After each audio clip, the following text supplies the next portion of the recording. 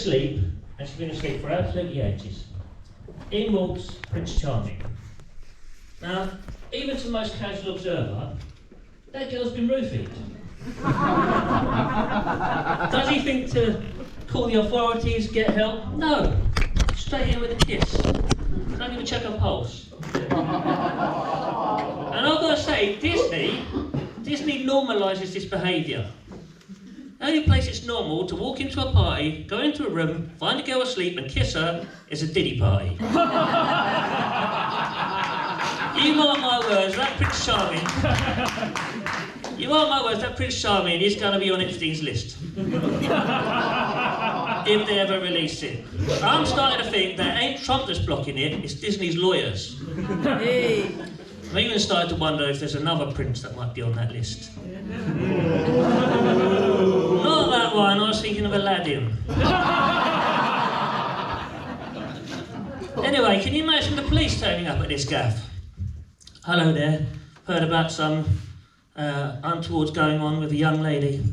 Oh yeah, that'll be Sleeping Beauty. I'm going to need a real name before we leave, but why'd you call her that? Well, she's been asleep for ages, and we believe she could only be woken up by true love's kiss. Okay, have you tried anything to wake her up so far? Yeah, we've all kissed her. They're all getting fucking nicked! What the fuck were they thinking? Anyway, I didn't stop there.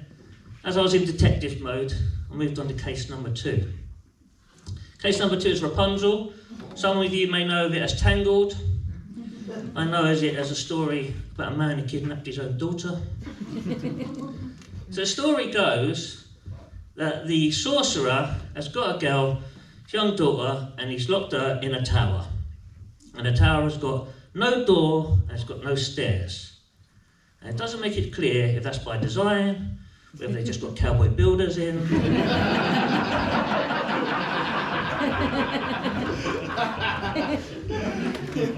But one thing is clear about this story, everyone's a bit thick.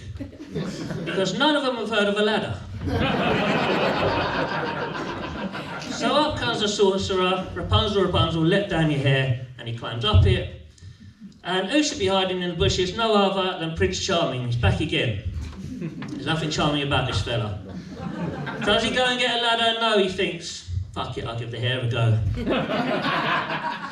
And I'll tell you, another thing, he gets to the top of that thing, and like she's been doing this hair her whole life, people climbing up and down it.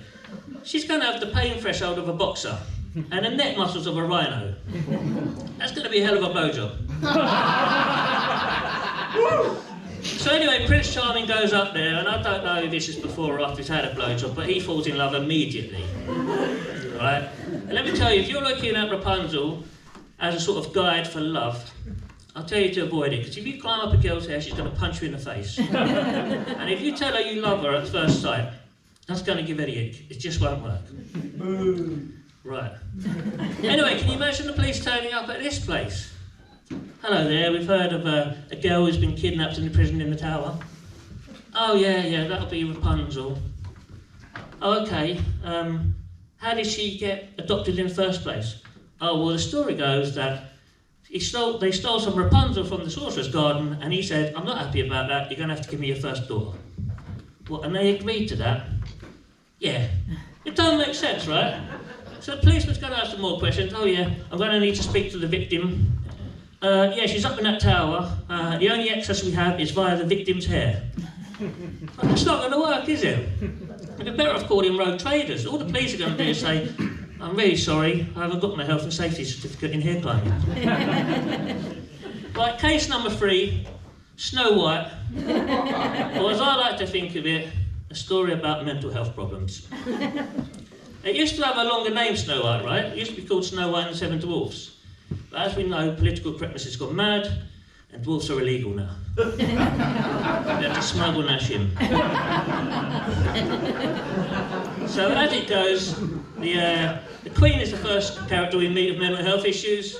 It says, mirror, mirror on the wall, who's the fairest of them all? So immediately we know she's a narcissist. That's not the first time she's asked that mirror that question. Anyway, she goes, mirror, mirror on the wall, who's the fairest of them all? And as we know, mirrors can't talk. So I suspect she might be a paranoid schizophrenic.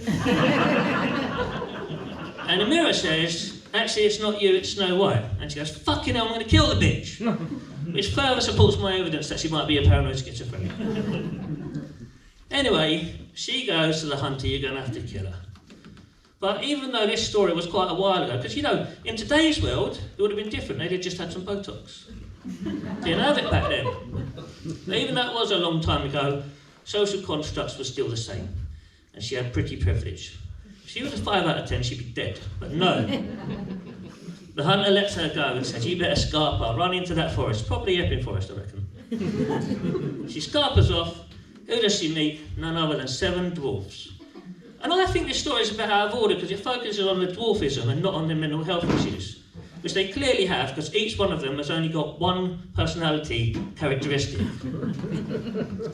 Anyway, I think they should rename it, except for Sleepy actually, he's just a narcoleptic. I think they should rename it Snow White, the 6 dwarfs with mental health issues, and the 1 dwarf with narcolepsy. Anyway, I've seen, like, you know, I know dwarfs are smaller than that, but they still need to use a toilet and have a shower. There's no way there's 7 dwarfs living in one house. It doesn't make sense. And me, I'm in detective mode. That ain't a house. That's clearly a hotel, and they are clearly illegal immigrants. I reckon it's the Bell Hotel, you know. Anyway, so she goes to him, it's all right if I live with you. And they go, yeah, fuck it, we ain't paying for it. Move in. Anyway, the Queen's out there looking for her. Doesn't take her long to find her in the story. She's a paranoid schizophrenic. She's obviously installed Find My iPhone. So she goes down and she puts her to sleep. Now, can you imagine the police turning up at this event? Well, you're going to have to, because they'll never turn up if the royals are involved. Ladies and gentlemen, I've been Eoin Oh. Hope you have a good evening.